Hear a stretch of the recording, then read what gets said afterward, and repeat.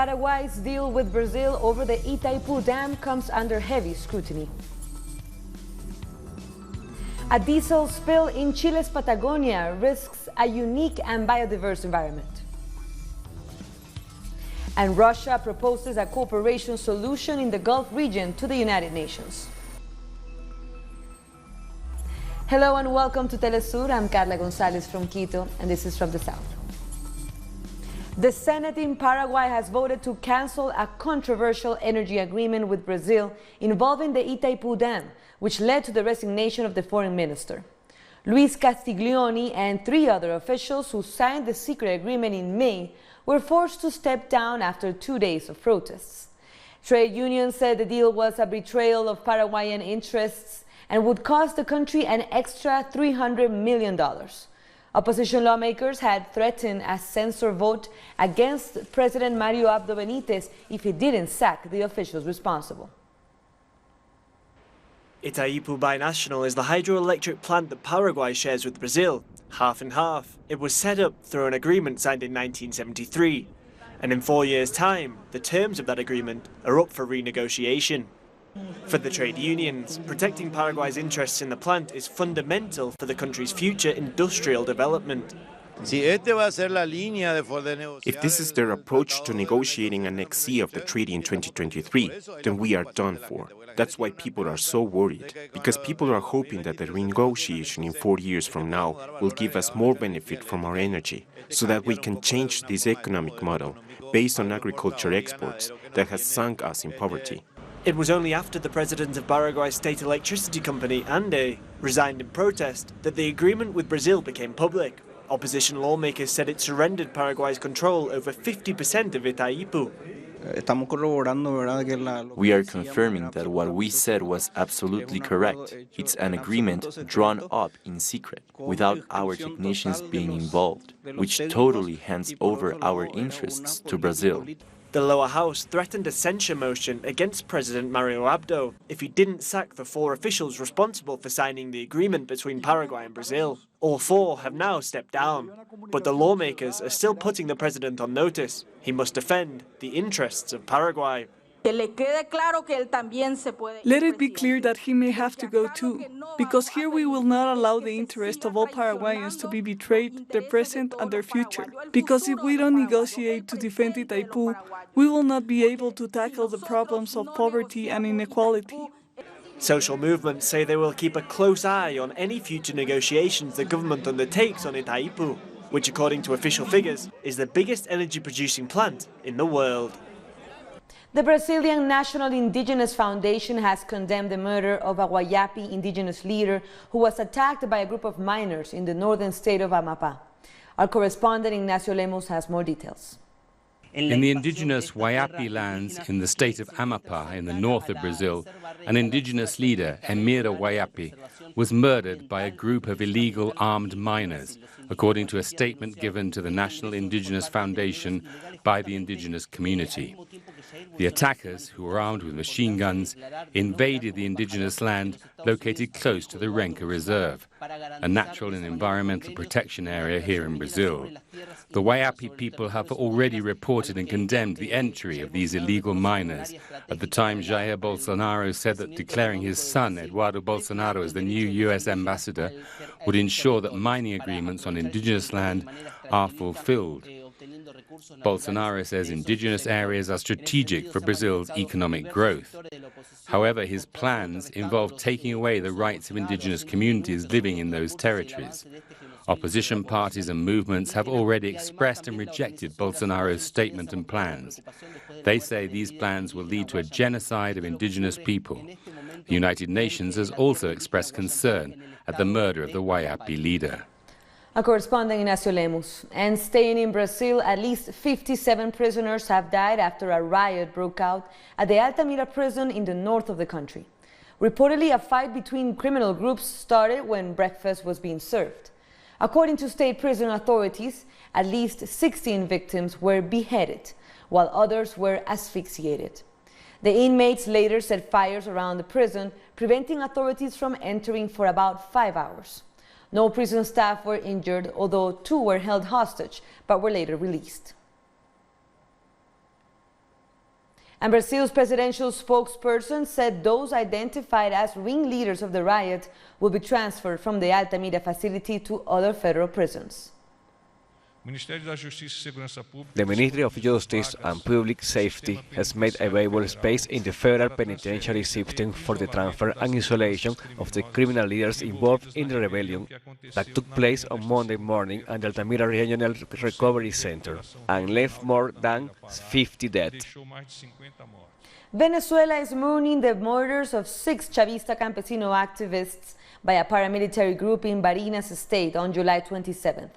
Social movements and family members were defiant as they called for justice. Those murdered were part of the Bolívar and Zamora revolutionary current and the Hugo Chávez People's Defense Brigades. The president of the National Constituent Assembly condemned the murders and called for an investigation.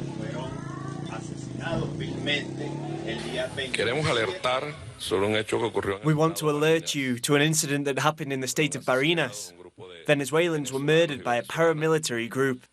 It's nothing new that our campesinos are killed by these kind of assassins. It's more than 300 people now that have been murdered. We absolutely condemn this violence. We demand a full investigation to find those responsible for the killings. Justice will be done for the dead, including a woman who had a 1-month-old child. This is the violence that has been imported from Colombia. They are the experts in importing violence and drugs. It's an evil on the world. We express our solidarity with the Campesino movement, and we demand an investigation into both the intellectual authors and those who actually carried out the attack. A Truth Commission in Colombia received the first report on violence in public universities by the state, in collaboration with paramilitary groups, including murders, torture, and illegal detentions.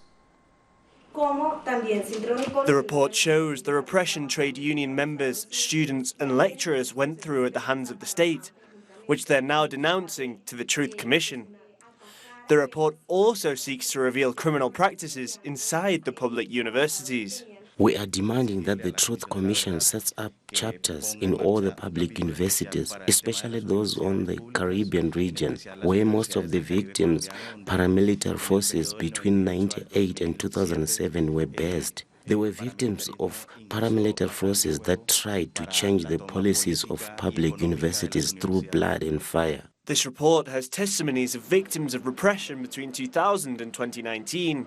The most recent is from Mateo Gutierrez, a young student who was accused of being a member of the ELN by the government, an allegation they failed to prove. The report shows the Cotaro case of Professor Miguel Angel and my parents' case. It also has other similar cases, such as that of Reynaldo, a student who was murdered in Barranquilla after returning from exile in Chile. There are also Caribbean cases with missing or fabricated documents, not only about the murder's account, but also the context of those murders.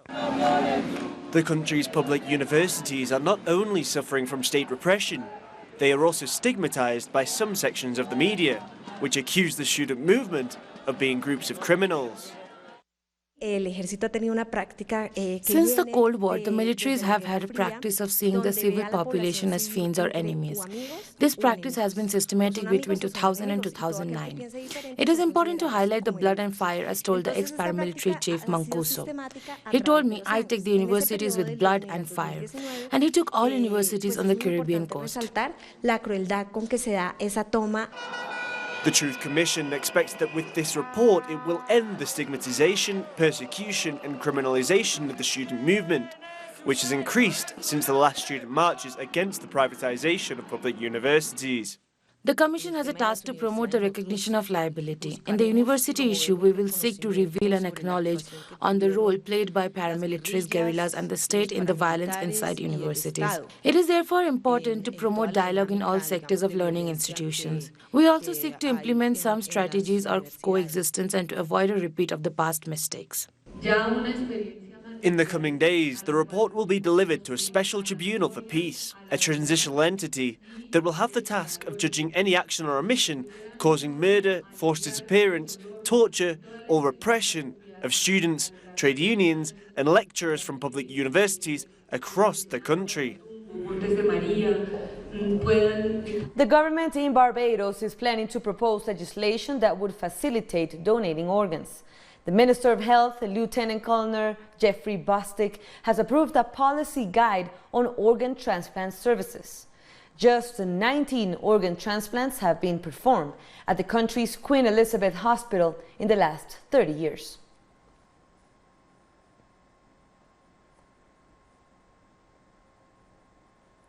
After the break, we'll speak to Juan Carlos Cardenas, director of Eco-Oceans Chile, for an insight into the recent diesel spill in Patagonia. Don't go away.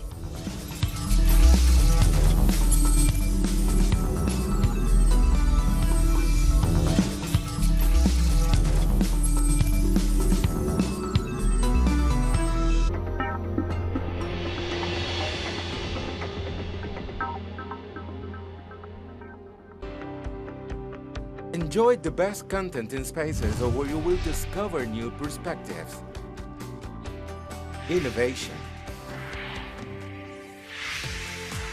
well-being, conservation, equity, traditions. A wide variety of contents that you will find on Telesur, the news source of Latin America and the Caribbean.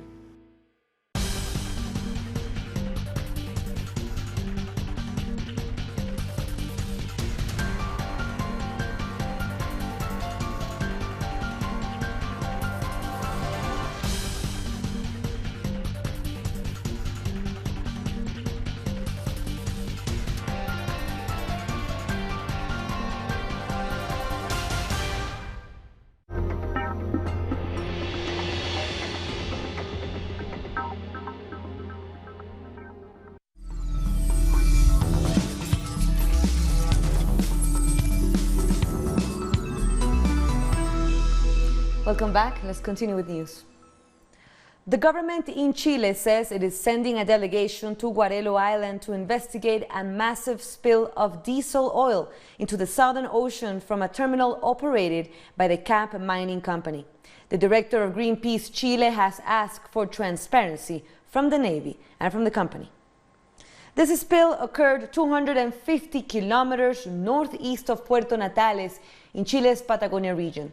Over 40,000 liters of diesel leaked into one of the most pristine marine areas between Chile and Argentina. The Navy said that they have managed to recover close to 15,000 liters of contaminated water. But according to Greenpeace Chile, the spill is an environmental disaster. So for more on this, we are joined by Juan Carlos Cardenas, the Executive Director of Eco-Oceans Chile. Thank you for joining us, Juan Carlos. No, thank you for you. So tell us, who is responsible for this massive spill? The Pacific Steel Company, CAP, is responsible for the spill of 40,000 liters of diesel in the Chilean Patagonian water. It is important to point in that one of the owners of CAP is the Japanese company Mitsubishi. So what kind of arrangement do they have, these companies, with the state of Chile to protect this area? Well, the Chilean state, that includes the Ministry of Environment and the Chilean Navy, exercise a very weak environmental control over transnational companies that operate in the remote and pristine Patagonian regions. At the same time, the Chilean legislation has little capacity to monitoring the mining, forest, salmon farming, and fishing industry in the Magallanes regions. So have you seen any response from the communities themselves? There must be several communities, fishing communities, as you were saying, that are affected, directly affected by this. Yes, Isla Guarelo in Magallanes region is part of the ancestral Cahuascar Sea. The Cahuascar and the Yagan people that are artisanal fishermen has lived for 6,000 years in the Patagonian archipelago. Today, this area is under a strong pressure of the salmon farming, mining, and tourism industry. And are there any laws that prohibit or at least to try to contain this kind of pollution? And are these companies actually following through? It's important to say that nature in Chile has not legal right per se, and the state superintendent of environment does not have legal power to oversee and monitoring the big companies on the field. At the moment, the Chilean parliament is discussing a law about the environmental crime that will punish companies that destroy the environment. And before we leave, what are other organizations doing, including Eco-Oceans, which you run? What are they doing at the site, helping out the communities? What is the next steps taken after the spill? Well, we are working with a coalition of artisanal fishermen organization, the Cahuascar and Yagan communities, and local community in Magallanes region for stop the destructive activities of the international investment in our regions. It's important that we will fighting against the environmental impact of the mining activities, salmon farming activities, and tourism, especially in the wildlife areas. Indeed, especially such a touristic area as the Patagonia in Chile. Thank you very much, Juan Carlos, for your time. Yes. That was Juan Carlos Cardenas from Eco-Oceans Chile on this massive diesel spill in the Patagonia. So coming up, we have Russia. It's suggesting that the United States may be planning to withdraw from a ban on nuclear testing. So stay with us.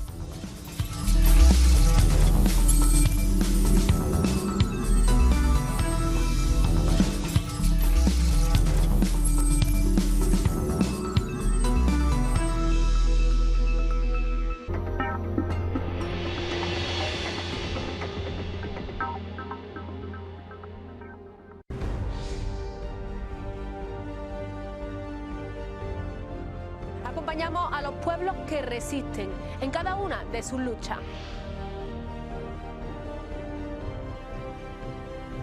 Somos esa ventana que se abre para visibilizarlos entre fronteras.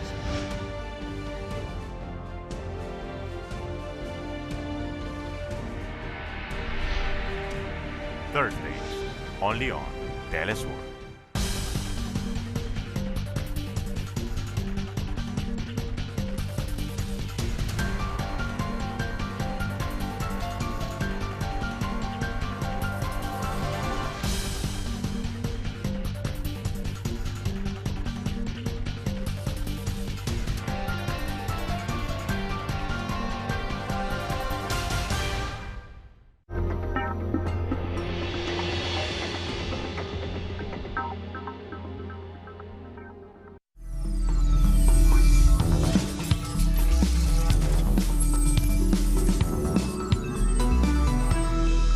Thank you for joining us again.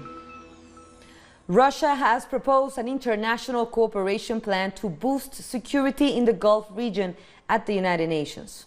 Moscow's effort to stabilize the situation comes in response to increasing tensions between the United States and Iran and a number of attacks on oil tankers in the Gulf of Oman and the Strait of Hormuz. Russia's foreign ministry stressed the need for a multilateral solution and insisted that the League of Arab States, the Organization of Islamic Cooperation, and the Gulf Cooperation Council be involved in these talks. Moscow has suggested that the United States is planning to back out of a treaty banning nuclear weapons tests. The U.S. denied the allegation, but it is set to withdraw from the Intermediate Range Nuclear Forces Treaty on Friday, August the 2nd. We see emerge groundless accusations against us, a pattern already used on the context of the INF, the Intermediate Range Nuclear Forces Treaty. It would appear that through propaganda, around false claims about Russia's compliance, there are attempts to prepare international opinion for a U.S. exit from the CTBT, the Comprehensive Nuclear Test Ban Treaty, and to blame Russia again for everything.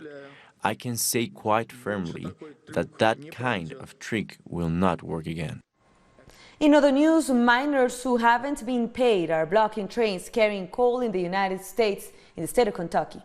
The Black Jewel mine declared bankruptcy and is refusing to pay coal miners their final paycheck. The miners and their families have been staging a protest on the train line for over 20 hours and are planning to continue until they are paid. Spain's General Workers' Confederation Union has called a train strike in the coming weeks. Our correspondent in Madrid, Eduardo Marín, has more. Saludos desde Madrid. La empresa de transporte ferroviario Renfe ha suspendido... The train operator Renfe has suspended 1,152 journeys as a result of the strike called by the General Workers' Confederation for tomorrow, Wednesday, July 31st, and also August 14th and 30th, as well as the 1st of September. The strike has been called in an effort to improve pay and to have workers who were fired reinstated. The strikers are also calling for a less strenuous working day. In principle, the strike will be taking place from midday until 4 in the afternoon and between 8 in the evening until midnight. There will be minimal service, with 75% of short-distance services running in peak times and 50% in off-peak. Mid-distance train services will operate with a capacity of 65%. Long-distance trains are expected to run at 78% of usual service. However, merchant service will be at 25%. According to the union, these minimal services are efforts to break the strike and reach an equilibrium between the right to strike and the right to mobility. Travelers are going to be affected because the strikes have been called on days which people frequently go and return from their vacations. Eduardo Marín from Spain. And thousands of municipal workers in South Africa protested on Monday on the streets of the capital, Pretoria, demanding an 18% pay rise. The protests follows the failure by the workers and authorities to reach an agreement after weeks of negotiations. Last week, the Municipal and Allied Workers Union declared a deadlock and called on its members to take to the streets until their demands are met. Sudanese students have been demonstrating in Khartoum against the latest killing of their colleagues. Protesters accused the Rapid Support Forces of shooting and killing 5 teenage protesters at a rally in El Obeid on Monday. They were striking against shortages of bread and fuel, and others were part of the sitting outside the army headquarters. The general acting as governor of the region has said that infiltrators were responsible for the killings and imposed a curfew on urban areas. The events escalated quickly. Some infiltrators intervened and created a state of chaos which resulted in looting of property owned by Khartoum Bank in Al Baid, an attempt to loot the French bank in Al Baid as well. This led to the fall of a number of martyrs, reaching 5 people up until now. We ask God to bestow His mercy on them and to comfort their families and beloved ones. An investigation has been opened to look into the killing and the harm. The government of Uganda has teamed up with civic society organizations to combat human trafficking. As Uganda commemorated the United Nations World Day Against Human Trafficking, the country's Ministry of Internal Affairs convened a stakeholder conference where Uganda's achievements and challenges in the struggle to end human trafficking were discussed. The government has linked up with a number of civil society organizations which have shelters and also offer services to support these victims of trafficking. So those ones who are sick are taken to the hospitals, and either this office has been supporting treatment of some of the victims, and then also those NGOs have been helping to support medical care for some of the victims. The police has also been offering medical care for some of the victims. So we are combining. China has highlighted its successes in the Xinjiang province after coming under scrutiny for its anti-terrorism policies in the region. Beijing considers the attention on the Uyghur Autonomous Region unwarranted and says it stems from efforts to politicize human rights. Since the new round of poverty alleviation efforts from 2014 to 2018, a total of 2,314,700 people were lifted out of poverty, and the poverty rate in rural areas dropped from 19.4% to 6.1%. Next year, or in the year 2020, Xinjiang will see that all its residents have got rid of poverty. Along with other areas in the country, we will have no poor person or family behind, and we will strive to build moderately prosperous society in all respects here in Xinjiang. And Turkey's foreign minister has said that Ankara will send an observation team to Xinjiang after he held a meeting with his Chinese counterpart in Thailand. Turkey has often expressed concern about the region, which is home to Uyghur people who speak a Turkic language. During the visit of our President Tayyip Erdogan, Chinese President Xi Jinping made an offer to Turkey to send an observation team to the region. After that, the Chinese embassy made an official invitation by coming to our ministry on July 24th. We talked about this today as well. President Erdogan has already given an affirmative answer to this invitation. Now, upon the invitation of China, we will send a team consisting of 10 people from different institutions. And with that, we end our news brief, but you can find all of our stories by checking our website, telesurenglish.net. And for our viewers in Africa, you can find us on Starsat channel 461 in South Africa, and it's 539 in Nigeria. And be sure to join us on social media. For Telesur English, I'm Carla Gonzalez. Thank you for watching.